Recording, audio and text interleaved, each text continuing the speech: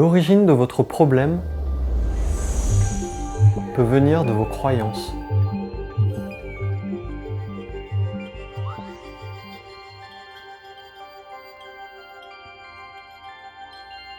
La plupart d'entre nous faisons cela.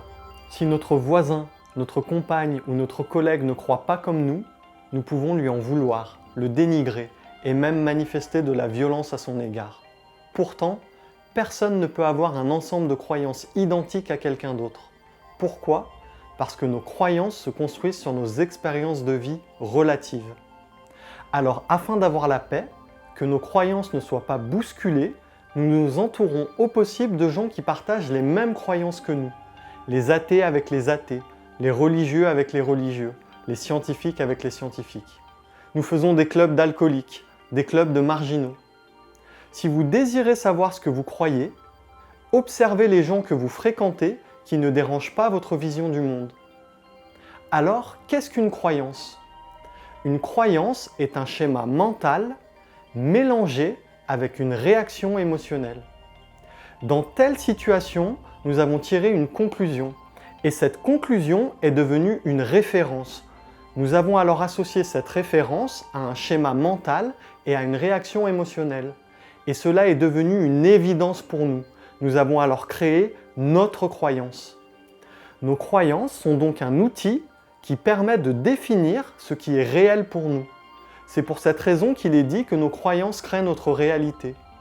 Nos croyances reposent sur nos conclusions et pas forcément sur des structures logiques. Elles ne coïncident pas forcément avec la réalité, mais elles définissent notre réalité. Nous pouvons créer des croyances à partir d'expériences directes, c'est-à-dire une expérience vécue. Par exemple, quand nous étions petits, on nous a raconté l'histoire du Père Noël. Nous lui avons écrit, nous avons pris des photos avec lui. Sous le sapin, nous avons trouvé ses cadeaux. Nous avons alors tiré certaines conclusions et il nous est paru évident que le Père Noël existait. Nous y croyions. Une partie de notre réalité était teintée par cette croyance.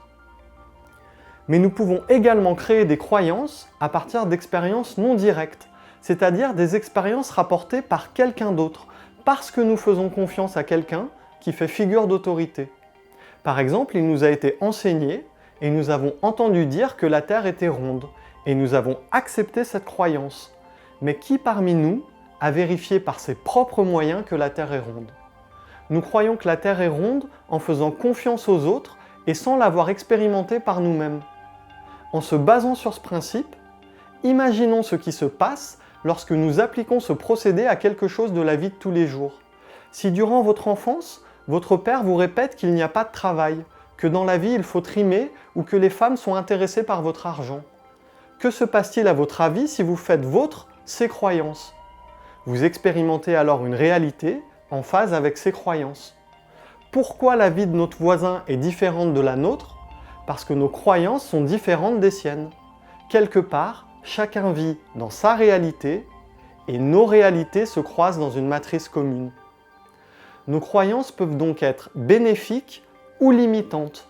Le problème des croyances est lorsque celles-ci opèrent justement contre notre intérêt. Nos croyances peuvent nous empêcher de concevoir et vivre une réalité différente. Je crois que l'argent est mauvais, je le vis. Par conséquent, je n'en ai pas ou très peu. Je n'arrive ni à croire ni à faire l'expérience que l'argent peut être bon. Je crois que je n'ai pas de valeur, je le vis.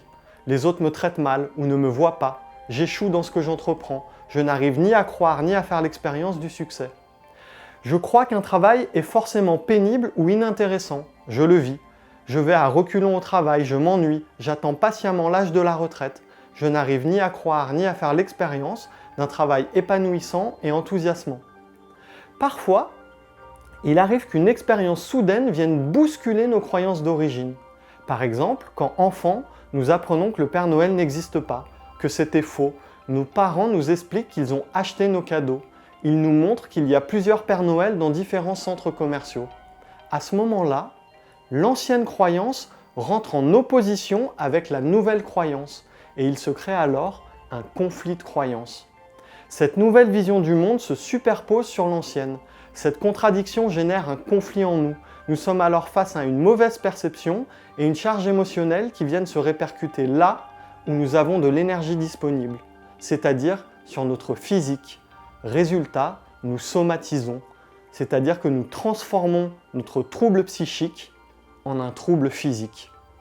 Il peut être difficile d'identifier nos croyances et encore plus de les changer, parce que celles-ci reposent sur ce qui nous paraît évident. De plus, nous sommes prêts à défendre avec ferveur notre système de croyances en avançant tout un tas de preuves, même si ces croyances ne nous sont plus d'aucune utilité et qu'elles nous empêchent de vivre autre chose. Souvent, nous préférons avoir raison qu'être heureux. Nous dirons « Tu vois, je savais bien que j'avais raison », sans réaliser que ces preuves que nous expérimentons sont les conséquences de nos propres croyances. Les croyances dépendent d'une priorité cruciale pour leur existence, l'évidence sur laquelle elles reposent.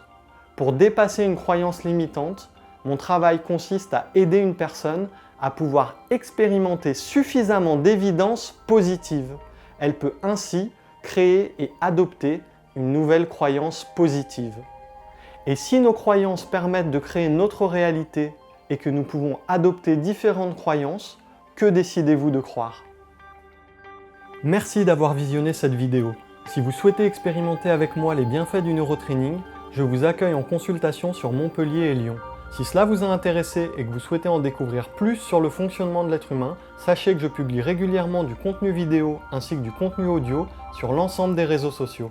Vous me trouverez en tapant Jérémy Bonjour Neurotraining. Merci et à très bientôt.